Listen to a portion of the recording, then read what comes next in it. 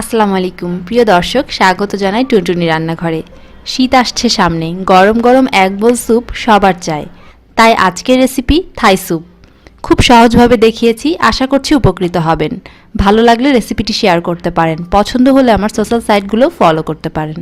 ধন্যবাদ জানাই আমার অডিয়েন্সদের, যারা সাবস্ক্রাইব করে আমাকে সবসময় সাপোর্ট করছেন। আর যারা সাবস্ক্রাইব করেননি এখনও, তাদের অনুরোধ করছি আমার চ্যানেলটি সাবস্ক্রাইব করে পাশের বেল আইকনটি ক্লিক করবেন। তাহলেই প্রতি বুধবার মজার রেসিপিটি আপনি পাবেন সবার আগে।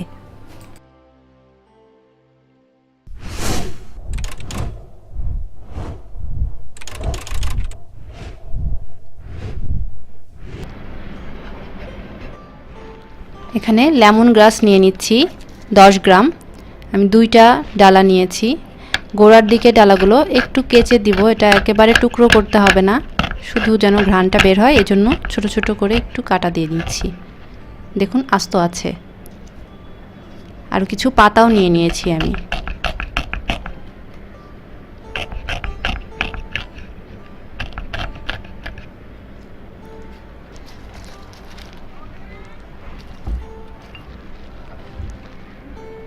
দুইটা বাটন মাশরুম নিয়েছি, আমি ক্যানেরটা নিয়েছি, পাতলা পাতলা করে স্লাইস করে নিব। আপনারা যদি কাঁচাটা নেন সেক্ষেত্রে একটু সিদ্ধ করে নিতে হবে, লবণ দিয়ে একটু সিদ্ধ করে নিলেই হবে।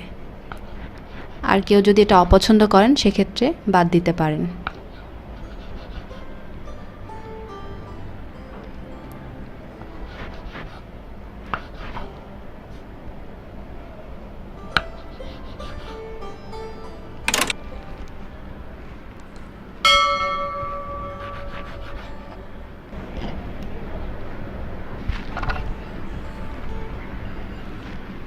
কর্নফ্লাওয়ার নিয়ে নিচ্ছি 3 টেবিল চামচ। 2 টেবিল চামচ পানি দিয়ে এটাকে ভালো করে গুলে নিব। আমার ভিডিওগুলো ফেসবুক অফিসিয়াল পেজ এবং ইনস্টাগ্রামের IGTVতেও আসে, আপনারা দেখতে পারেন। ডেসক্রিপশন বক্সে লিংক দেওয়া আছে। ভালোভাবে গুলিয়ে নিয়েছি।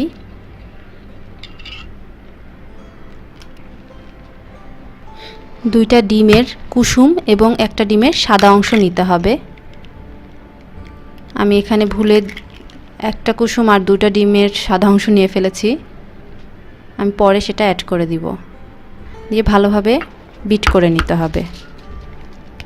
আপনারা আপনাদের যে কোনো খাবারের ছবি রেসিপি আমাদের সাথে শেয়ার করতে পারেন ফেসবুক গ্রুপ হোমমেড রেসিপি বিডিতে এবং ইউটিউব গ্রুপ টুনটুনি রান্নাঘরে, লিংক ডেসক্রিপশন বক্সে দেওয়া আছে। একটু ভালোভাবে ফেটে নিতে হবে, যেহেতু এটার কারণে ডিম এবং কর্নফ্লাওয়ারের কারণে ঘনত্বটা আসবে, জন্য ভালোভাবে ফেটে নিতে হবে।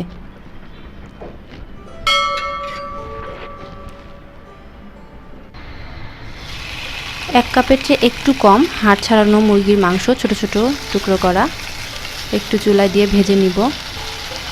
1/3 চা চামচ সয়া সস দিয়েছি, এখানে কোনো লবণ দিচ্ছি না।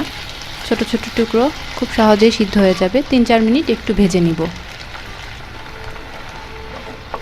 এরকম আরও হেলদি খাবারের রেসিপি পেতে চাইলে উপরে ডান দিকে আই কার্ডে ক্লিক করুন, এছাড়া ডেসক্রিপশন বক্সে লিংক দেওয়া আছে।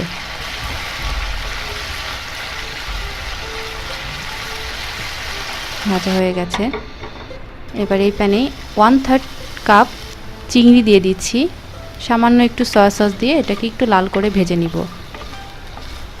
এটা আমি লেজটা সহই রেখেছি, দেখতে সুন্দর লাগছে এজন্য। শুধু একটু লাল করে হালকা 1 মিনিট ভেজে নিলেই হবে। আপনারা আপনাদের পছন্দ অনুযায়ী এটা কম বা বেশি নিতে পারেন। খুব বেশি সময় লাগবে না, 1 মিনিট ভেজেছি।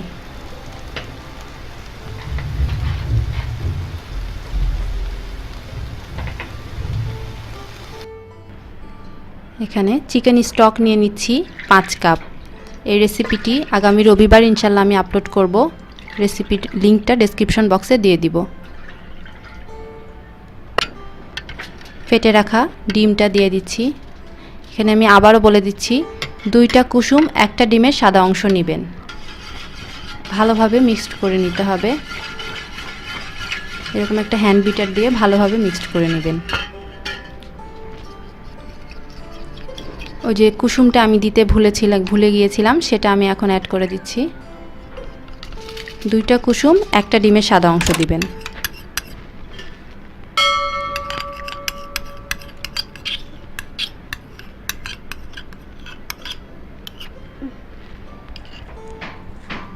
এবার গুলে রাখা কর্নফ্লাওয়ারটা দিয়ে দিচ্ছি। এখন হয়তো বলতে পারেন যে পানির মধ্যে কর্নফ্লাওয়ারটা দিলেই তো হতো।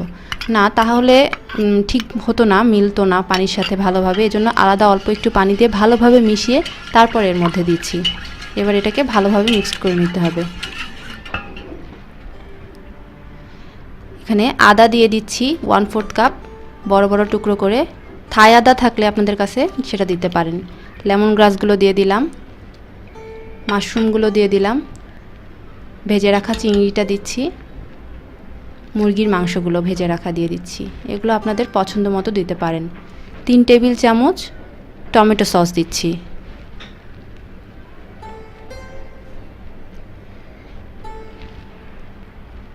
Chilli sauce, sweet chilli sauce দিয়ে দিচ্ছি 1 টেবিল চামচ, ডেসক্রিপশন বক্সে লিঙ্ক দেওয়া আছে। শুকনা মরিচ বাটা দিয়ে দিচ্ছি 1 চামচ, 1 চামচ লবণ, 1/2 চা চামচ চিনি। ভালো করে এগুলো মিক্সড করে নিতে হবে। শুকনো মরিচ বাটাটা কালারটা সুন্দর নিয়ে আসবে। আপনাদের বাসায় যদি বাচ্চা থাকে সেক্ষেত্রে সাবধানতার সাথে নেবেন। আর একটু ঝাল খেতে পছন্দ করলে আর একটু বাড়িয়ে দিতে পারেন। এখানে রেস্টুরেন্টের মতো কালার যদি চান সেক্ষেত্রে সামান্য একটু জাফরান রং ব্যবহার করতে পারেন। এগুলো খুব ভালোভাবে মিক্সড করে নিতে হবে।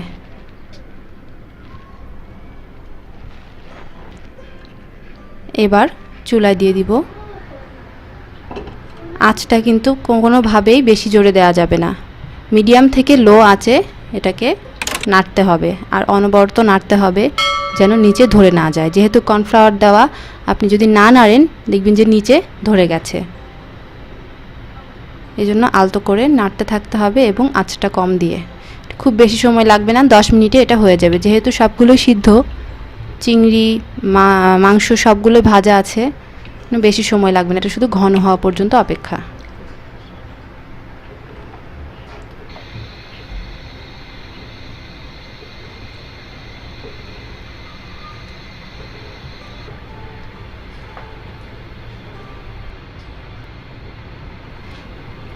লেবুর রস দিয়ে দিচ্ছি 1.5 টেবিল চামচ পরিমাণ।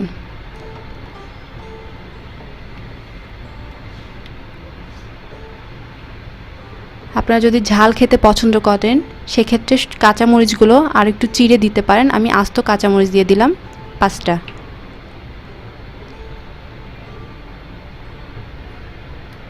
ঘন হয়ে এসেছে। পরিবেশনের সময় স্বাদ অনুযায়ী লবণ, ভিনেগার, কাঁচামরিচ কুচি, সস দিয়ে পরিবেশন করুন। দেখলেন তো কত সহজে রেস্টুরেন্ট স্টাইলে থাই স্যুপ তৈরি হয়ে গেল। ভালো লাগলে লাইক, কমেন্ট করতে পারেন। মজার মজার রেসিপি পেতে টুনটুনি রান্নাঘরের সাথে থাকুন প্রতি বুধবার রাত 9টায়।